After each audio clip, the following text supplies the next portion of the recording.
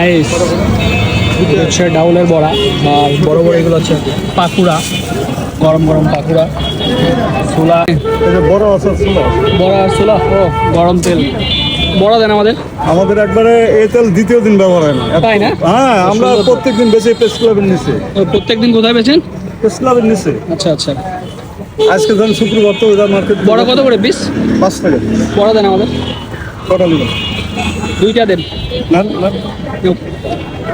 কত বলবো? হচ্ছে পেঁয়াজ বড়া, ডাউলের বড়া আর কি। 4টা দিচ্ছি। আহ, গরম।